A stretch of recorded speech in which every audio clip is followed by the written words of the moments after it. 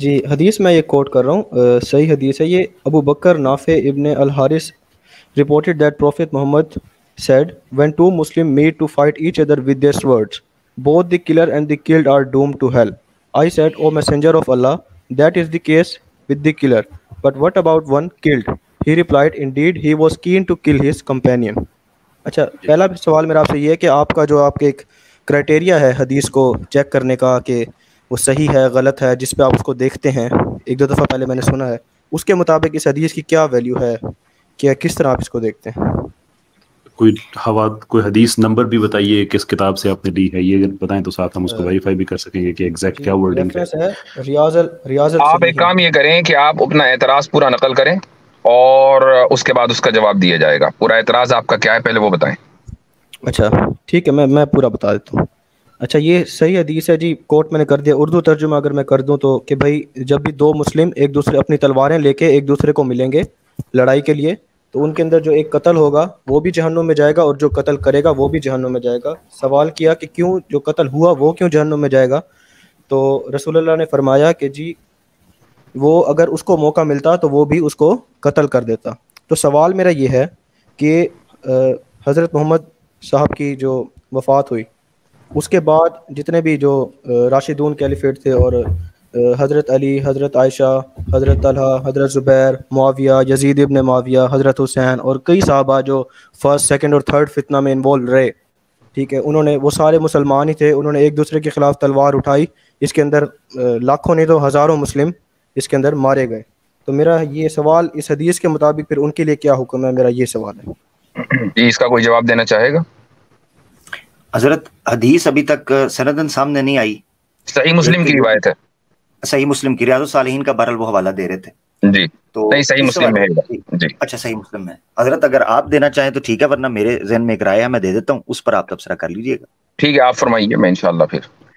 اچھا، قرآن میں ایک آیت ہے سورہ حجرات کے اندر جی کہ وَإِن طَائِفَتَانِ مِنَ وہی میرے الْمُؤْمِنِينَ ذہن میں آئی اقْتَتَلُوا، جی زبردست، الحمدللہ الحمدللہ جی الحمدللہ۔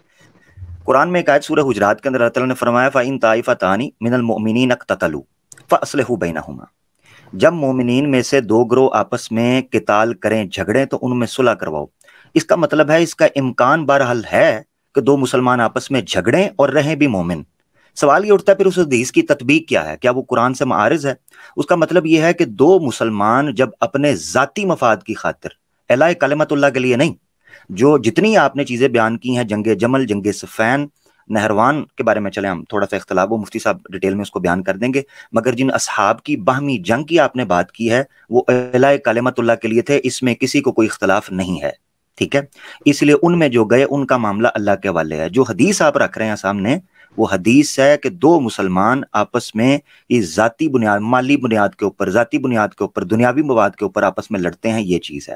اس میں پھر دوسری کتاب الفتن کے اندر ہی دوسری روایات ملتی ہیں جس میں اللہ کے رسول نے بیان فرمایا کہ جب کبھی ایسی صورتحال ہو جائے، ایک صحابی تھے غالباً ابو موسیٰ اشعری تھے یا ابو ہریرہ تھے، مجھے بھی نام نہیں ان کا یاد آ رہا، بہرحال دونوں میں سے کوئی تھے، ان کے سامنے اللہ کے رسول نے کہا کہ ایک وقت آئے گا کہ مسلمان تلواریں لہراتے ہوئے، یعنی آپس میں جس طرح جھگڑیں گے، اس وقت پھر انہوں نے کہا کہ تمہارا یہ ہے کہ آپ لوگ لکڑی کی تلواریں رکھ لینا یا بالکل خاموش ہو جانا، سائیڈ پہ ہو جانا۔ اس طرح کی روایتیں کتاب الفتن کے حوالے سے ملتی ہیں۔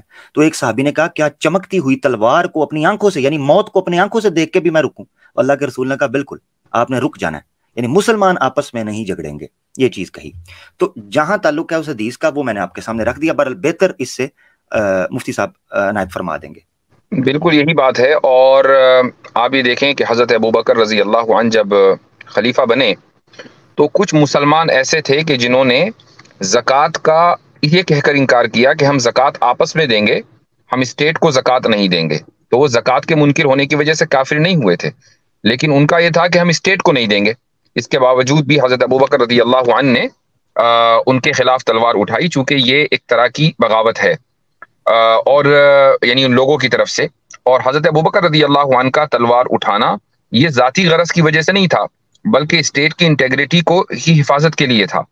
یہی صورتحال حضرت معاویہ رضی اللہ عنہ، حضرت علی رضی اللہ عنہ کے درمیان جو جنگیں ہوئی ہیں، حضرت عائشہ رضی اللہ عنہ جس جنگ میں شرکت انہوں نے کی ہے، یہ اسٹیٹ کی انٹیگریٹی کی حفاظت کے لیے ہوئی ہے۔